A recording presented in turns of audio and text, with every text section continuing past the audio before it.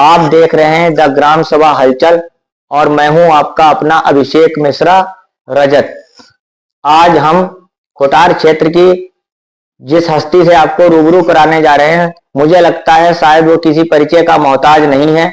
युवाओं में अति लोकप्रिय, बेला से प्रधान रहे, भारतीय जनता पार्टी युवा मोर्चा के जिला महामंत्री व प्रदेश कार्यकारिणी के सदस्य प्रवीण मिश्रा संटू जी। बहुत बहुत धन्यवाद भाई रजत जी। द ग्राम सभा हलचल के माध्यम से आपने जो अभियान शुरू किया है, इसके लिए आप और आपकी टीम बहुत बहुत बधाई की पात्र है। आप लगातार गांव की समस्याओं को अपने दर्शकों तक पहुंचाते जा रहे हैं। ये बहुत बड़ी बात है कि आज गांव स्तर पर भी इस तरीके से यूट्यूब चैनल के माध्यम से जमीनी हकीकत जनता तक पहुंच रही है। इसके साथ ही आज 1 जनवरी है और 1 जनवरी 2026 ये आंग्ल नववर्ष है। इस नववर्ष में पूरे खुटार क्षेत्र की सम्मानित देवतुल्य जनता को बहुत बहुत बधाई और बहुत बहुत धन्यवाद देना चाहता हूं। आप सभी को, आपको पूरे परिवार सहित बहुत बहुत शुभकामनाएं। ये नया साल आप सभी के लिए तरक्कियों से भरा हो। आपकी राजनीतिक शुरुआत कब और किसके मार्गदर्शन में हुई? देखिए, राजनीति की शुरुआत के लिए पहले से हम लोगों का कोई पूर्व एजेंडा नहीं था कि मैं कभी राजनीति में आऊंगा। मुझे याद है कि सन 2014 थी और 25 दिसंबर 2014 का दिन था। क्योंकि पत्रकारिता जगत से पहले भी मैं जुड़ा हुआ था, तो हम लोगों का एक मन में आया कि जब हमारा गांव है, बेला गांव पड़ता है यहाँ से 17-18 किलोमीटर की दूरी पर, तो वहां के लोगों की लगातार समस्याओं को उठाते भी रहते थे हम लोग। तो सोचा क्यों ना वहां पर क्षेत्र पंचायत का चुनाव लड़े, बीडीसी का। तो हमारी और हमारी टीम ने पूरा 31 दिसंबर 2014 को वहां पर नव वर्ष की हार्दिक बधाई और शुभकामनाओं के लिए बैनर पोस्टर हम लोगों ने अपने गांव में चस्पा किए। उसके बाद से लगातार गांव में जो माहौल बनता गया, लोग और ज्यादा जुड़ते गए, तो वो धीरे धीरे प्रधान, ग्राम पंचायत के प्रधान के लिए माहौल बदल गया। तो हम लोग 2015 में जब त्रिस्तरीय पंचायत चुनाव हुआ, तो उसमें ग्राम पंचायत बेला से मैं प्रधान निर्वाचित हुआ। हमारे देवतुल्य जनता ने बहुत स्नेह और आशीर्वाद दिया। 779 वोटों के साथ हम लोग विजयी हुए और ब्लॉक में उस समय की दूसरे नंबर की सबसे बड़ी जीत हुआ करती थी हमारी ग्राम पंचायत की, मेरी, जो 335 वोटों से हम लोग जीते थे। उसके बाद लगातार भारतीय जनता पार्टी में सक्रिय हो गए। हमारे जो हाल ही में उस टाइम जिले के अध्यक्ष रहे आदरणीय चाचा श्री राकेश मिश्रा नाभा जी, उनके नेतृत्व में बहुत काम किया। सदस्यता अभियान में बढ़ चढ़ के हम लोगों ने हिस्सा लिया। कई अभियानों में उन्होंने प्रभारी बनाया। भारतीय जनता युवा मोर्चे में जिले का महामंत्री उन्होंने बनाया। उसके बाद हमारे यहाँ डॉक्टर दिनेश शर्मा जी का एक कार्यक्रम हुआ, जिसमें जो मैंने प्रधान रहते हुए एक अटल स्मृति चौक का लोकार्पण का कार्यक्रम था। उसमें माननीय उप मुख्यमंत्री रहे श्री डॉक्टर दिनेश शर्मा जी और हमारे वित्त एवं संसदीय कार्य मंत्री परम आदरणीय श्री सुरेश कुमार खन्ना जी का आगमन हमारे गांव में हुआ और उन्होंने उस चौक का लोकार्पण किया। प्रधान बनने के बाद में आपने बेला में क्या क्या विकास कार्य कराए? देखिए, 2015 में जब प्रधान मैं निर्वाचित हुआ, मेरे गांव की बहुत बदहाल स्थिति थी। आज कोई भी जाके देख सकता है कि बेला की तस्वीर और तकदीर दोनों ही बदल चुकी है। एक इतिहास बन चुका है कि बेला से रामनगर जोगराजपुर को जोड़ने वाला एक कच्चा रास्ता था, जो 50 सालों से जो कभी बन नहीं पाया कच्चा रास्ता था, जिसमें 4-4 फीट दलदल भरा रहता था। आज उस रास्ते पे सवारियां निकल रही हैं। बेला का जो चौक, जहां पे बाइक को भी अगर मुड़ना होता था तो बाइक सवार को पैर लगाने पड़ते थे, आज उस चौक पे 2 ट्रक आमने सामने से निकल रहे हैं। इस तरीके के कई ऐसे काम है। एक हमारी पीडब्ल्यूडी की एक नहर की पुलिया हुआ करती थी, वो तिरछी पुलिया हुआ करती थी। कई दुर्घटनाएं वहां पर हुई। आए दिन राहगीर, बाइक सवार बेचारे गिरकर घायल होते थे। उस पुलिया को भी हम लोगों ने सीधा करने का काम किया। इसके अलावा गांव में आवास, शौचालय और जो नाली, इंटरलॉक, ये सारे कार्य थे वो तो हम लोगों ने किए ही है।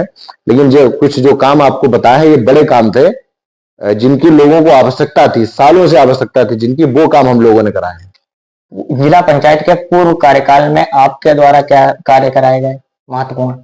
अभी देखिए, जिला पंचायत का कार्यकाल अभी चल ही रहा है। 2021 से जो कार्यकाल स्टार्ट हुआ, वार्ड नंबर 1 की सम्मानित देवतुल्य जनता ने मुझे जिला पंचायत के रूप में जो आशीर्वाद दिया, करीब 14,000 के आसपास वोट हम लोगों को मिले थे।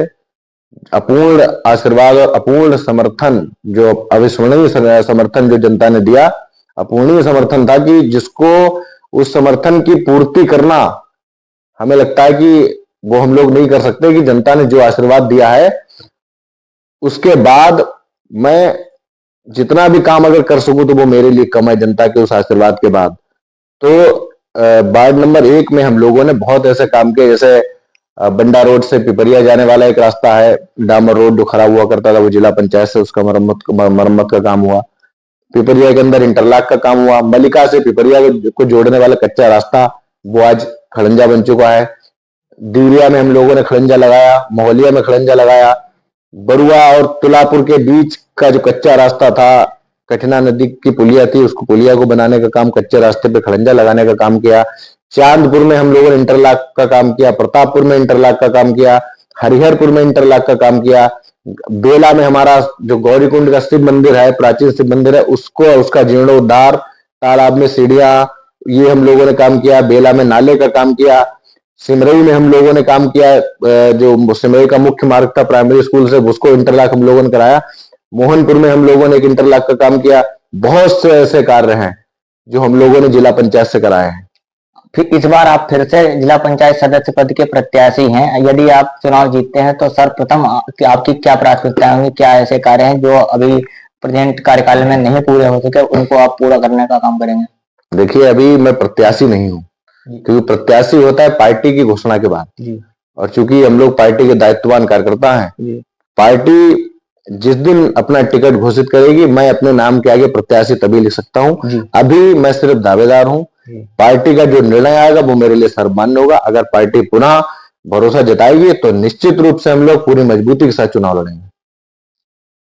युवाओं को आप क्या संदेश देना चाहते हैं?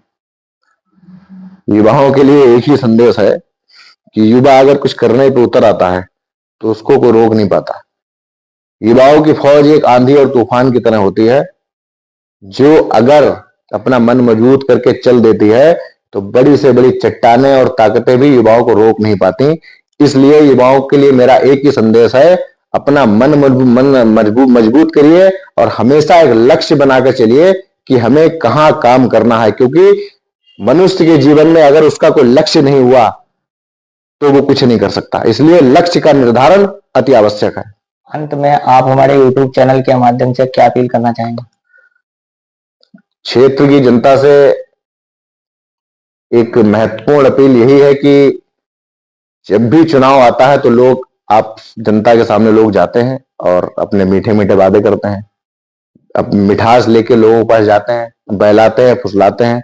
लेकिन जनता को यह समझना चाहिए कि आपके बीच में जो वोट मांगने के लिए, वोट की अपील करने के लिए आपके पास आ रहा है, इसका पूर्व का स्वभाव कैसा है, क्या ये विश्वास करने लायक व्यक्ति है या नहीं है, क्या ये जनसेवा सिर्फ चुनाव के समय करने के लिए आया है या परस्पर या निरंतर उसने कभी जनसेवा की भी है।